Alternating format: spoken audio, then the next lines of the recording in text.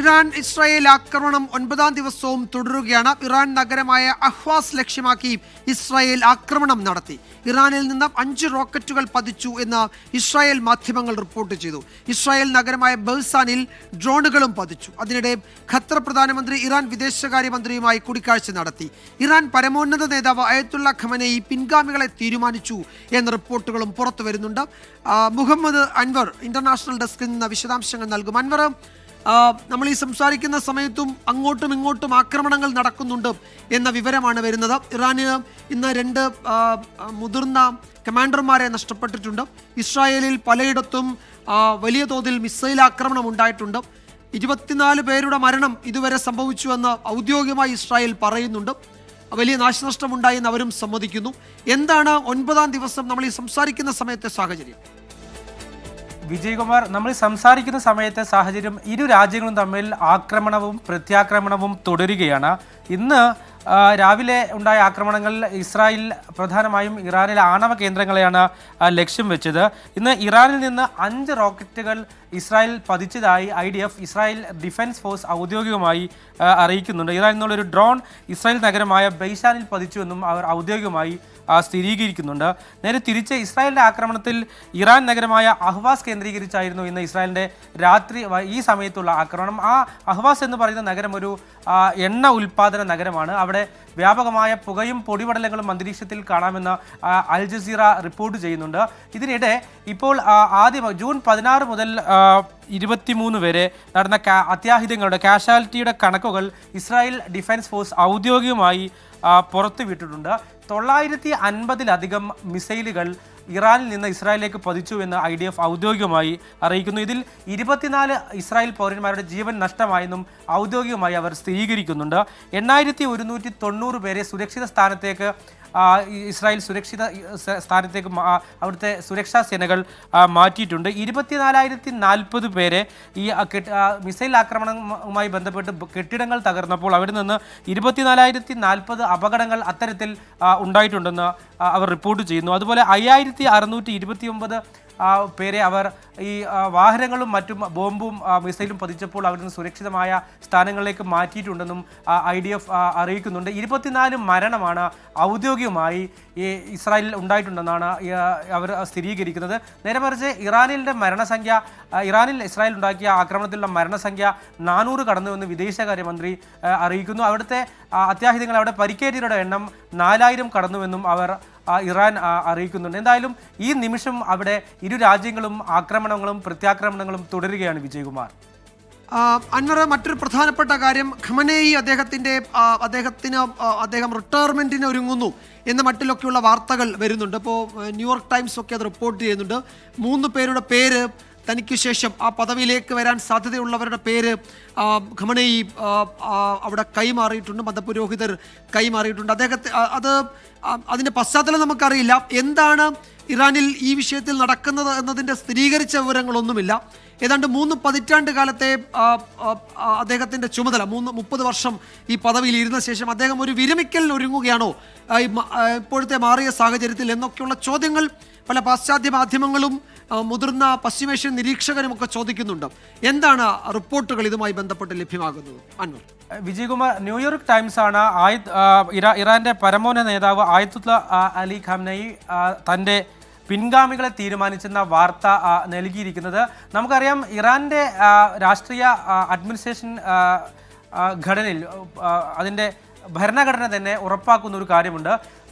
പുരോഹിതരാണ് അല്ലെങ്കിൽ മത നേതാക്കളാണ് അവിടെ ഏറ്റവും വലിയ പരമോന്നത നേതാവ്. കഴിഞ്ഞ 3 പതിറ്റാണ്ടായി ആയത്തുള്ള അലി ഖംനേയാണ് ഇറാന്റെ പരമോന്നത നേതാവ്. അതായത് ആ രാജ്യത്തൊരു തെരഞ്ഞെടുക്കപ്പെട്ട പ്രസിഡന്റ് ഉണ്ടെങ്കിലും അദ്ദേഹവും ഈ തെരഞ്ഞെടുക്കപ്പെട്ട പ്രസിഡന്റും സൈനിക മേധാവിമാരും ആണവ പദ്ധതികളുടെ തലവന്മാരും എല്ലാം റിപ്പോർട്ട് ചെയ്യേണ്ടത് ഈ പരമോന്നത നേതാവിനെയാണ്. ഈ ന്യൂയോർക്ക് ടൈംസിൻ്റെ റിപ്പോർട്ട് അനുസരിച്ച് 3 പുരോഹിതരെ, 3 മതനേതാക്കളെ അദ്ദേഹം തൻ്റെ പിൻഗാമികളായി നിർദ്ദേശിച്ചുവെന്ന് ന്യൂയോർക്ക് ടൈംസ് റിപ്പോർട്ട് ചെയ്യുന്നുണ്ട്. വിജയകുമാർ പറഞ്ഞതുപോലെ ഒരു വിരമിക്കൽ ആണോ അല്ലയോ എന്ന കാര്യത്തിൽ ഈ നിമിഷത്തിൽ നമുക്കൊരു വ്യക്തത വന്നിട്ടില്ല. പക്ഷേ ഇസ്രായേലിൻ്റെ ആദ്യ ആക്രമണത്തിൽ തന്നെ പ്രധാനപ്പെട്ട പട്ടാള മേധാവിമാരെ ഇറാന് നഷ്ടമായിരുന്നു. പക്ഷേ ആ സമയത്ത് പോലും ആ നഷ്ടപ്പെടലിന് തൊട്ടു പിന്നാലെ തന്നെ അവർക്ക് പകരക്കാരെ നിയമിക്കാൻ ആയത്തുള്ള അലി ഖാംനയ്ക്ക് കഴിഞ്ഞിരുന്നു. അതായത് ഏത് നിമിഷവും പ്രധാനപ്പെട്ട നേതാക്കളുടെ മരണവും കൊലപാതകവും പ്രതീക്ഷിച്ച് തന്നെയാണ് ആയത്തുള്ള അലി ഖാംനയും അദ്ദേഹത്തിൻ്റെ കീഴിലുള്ള ഭരണകൂടവും മുന്നോട്ട് പോകുന്നത്. അങ്ങനെ എന്തെങ്കിലും അത്യാഹിതം സംഭവിക്കുകയാണെങ്കിൽ ഇറാനിൽ ഫോളോ ചെയ്യുന്ന ഭരണഘടന ഉറപ്പു നൽകുന്ന ആ സിസ്റ്റം നശിക്കരുത്, ആ സിസ്റ്റം നിർബന്ധമായും ഫോളോ ചെയ്യണം, അതിന് കേടുപാടുകൾ ഉണ്ടാകരുത്, ഭരണഘടന ഉറപ്പു നൽകുന്ന പദവികൾ സുരക്ഷിതമായിരിക്കണം എന്ന ഒരു നിർബന്ധം നിലവിലുള്ള ഭരണകൂടത്തിനുണ്ട്. അതിൻ്റെ ഭാഗമായി തനിക്ക് എന്തെങ്കിലും പറ്റിയാൽ, തനിക്കോ താൻ നേതൃത്വം നൽകുന്ന സർക്കാരിനോ അതിലെ പ്രധാനപ്പെട്ട ഉദ്യോഗസ്ഥർക്കോ എന്തെങ്കിലും പറ്റിയാൽ ആ ഇടം ശൂന്യമായി കടക്കരുത് എന്ന നിർബന്ധം ആ നിലവിലുള്ള ഇറാൻ അഡ്മിനിസ്ട്രേഷനുണ്ട്.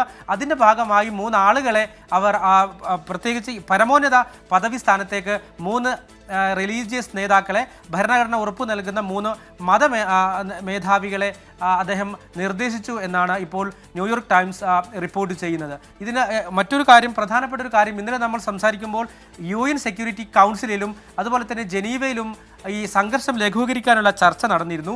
ഇന്ന് GCC രാജ്യങ്ങൾ, പ്രധാനം ഇറാനെ ആക്രമിക്കാൻ അമേരിക്ക 2 ആഴ്ചക്കകം തീരുമാനമെടുക്കുമെന്ന വാർത്തകൾ പുറത്തു വരുമ്പോൾ അതിന് ഏറ്റവും കൂടുതൽ ഭാഗഭാക്കാവുന്ന അല്ലെങ്കിൽ ഇമ്പാക്ട്ഫുൾ ആകുന്ന മേഖലയാണ് ഗൾഫ് രാജ്യങ്ങൾ. ആ ഗൾഫ് രാജ്യങ്ങളിലെ വിദേശകാര്യമന്ത്രിമാർ ഇറാൻ വിദേശകാര്യമന്ത്രിയുമായി ഇസ്തംബൂളിൽ, അതായത് തുർക്കിയിലെ ഇസ്തംബൂളിൽ ചർച്ച നടത്തുന്നു എന്നാണ് ഇപ്പോൾ നമുക്ക് ലഭിക്കുന്ന വാർത്ത. അതിൽ ഖത്തർ പ്രധാനമന്ത്രി ഇറാൻ വിദേശകാര്യമന്ത്രിയുമായി ചർച്ച നടത്തി കഴിഞ്ഞു. സ്വാഭാവികമായും ഇറാന്റെ ഇപ്പോ ഒരു പ്രധാനപ്പെട്ട വിവരം കൂടി വരുന്നുണ്ട്. ഒരു പക്ഷേ അതിന്റെ വിവരങ്ങൾ, വിശദാംശങ്ങൾ ലഭ്യമായി വരുന്നതേ ഉള്ളായിരിക്കും.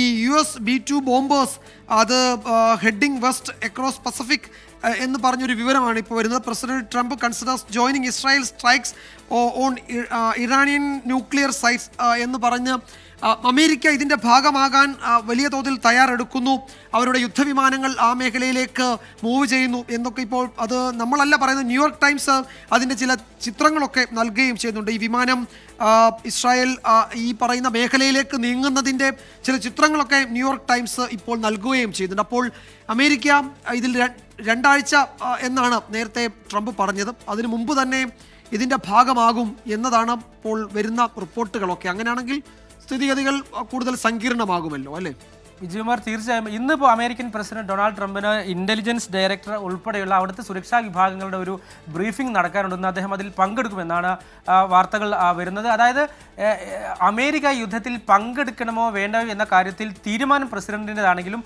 അദ്ദേഹത്തിന് ലഭിക്കുന്ന നിർദ്ദേശങ്ങളും ഉപദേശങ്ങളും അതിൽ നിർണായകമാണ്. ഇപ്പോൾ വിജയകുമാർ പറയുന്നതനുസരിച്ച് നോക്കൂ, നേരത്തെ ഈ 14 ദിവസത്തെ സമയം വേണമെന്ന് ഡൊണാൾഡ് ട്രംപ് ആവശ്യപ്പെട്ടപ്പോഴും നിരീക്ഷകരും അന്താരാഷ്ട്ര വിദഗ്ധരും ഡിപ്ലോമാറ്റുകളും ചൂണ്ടിക്കാണിച്ചൊരു കാര്യം, ഈ 14 ദിവസത്തെ സമയം അമേരിക്കയുടെ പക്കലുള്ള യുദ്ധവിമാനങ്ങൾ, യുദ്ധ സൗകര്യങ്ങൾ, ഗൾഫ് മേഖലയിലടക്കമുള്ള അവരുടെ സ്റ്റേഷനുകളിൽ നിന്ന് വിന്യസിക്കാനുള്ള ഒരു പരിധിയായിട്ടാണ് അത് അന്താരാഷ്ട്ര വിദഗ്ധരും ഡിപ്ലോമാറ്റുകളും നേരത്തെ ചൂണ്ടിക്കാണിക്കുന്നത്.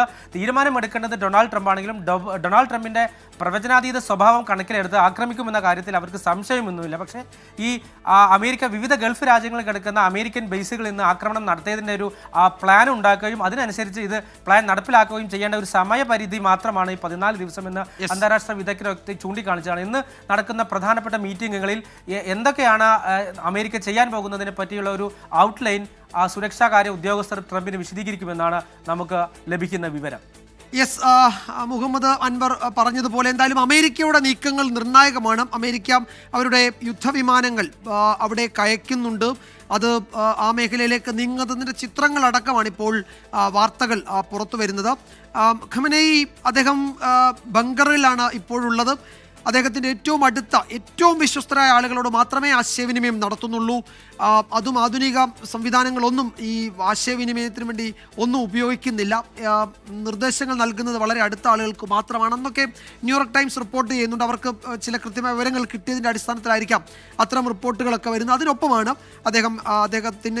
അദ്ദേഹം റിട്ടയർ ചെയ്യുകയാണെങ്കിൽ എന്തെങ്കിലും അപകടം സംഭവിച്ചാൽ ആരാ പദവിയിലേക്ക് വരണമെന്നതിൽ ചില തീരുമാനങ്ങൾ, ചില നിർദ്ദേശങ്ങൾ എടുത്ത് അറിയിച്ചിരിക്കുന്നത് എന്നൊക്കെയുള്ള വിവരങ്ങൾ വരുന്നുണ്ട്. എന്തായാലും ഓരോ ദിവസം ചെല്ലും തോറും അല്ലെങ്കിൽ ഓരോ മണിക്കൂർ ചെല്ലും തോറും സങ്കീർണവും കൂടുതൽ വഷളാവുകയും ചെയ്യുകയാണ് പശ്ചിമേഷ്യയിലെ ഈ സാഹചര്യങ്ങളാകെ എന്നത് വസ്തുതയാണ്.